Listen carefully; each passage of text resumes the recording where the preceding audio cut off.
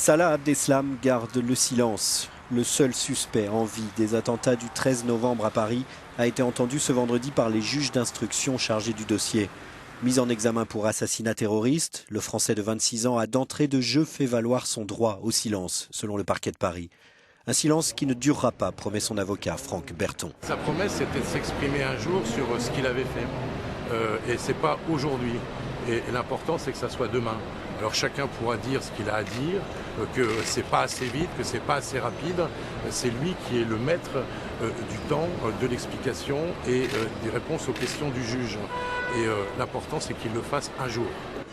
Une attitude proprement scandaleuse, selon les parties civiles.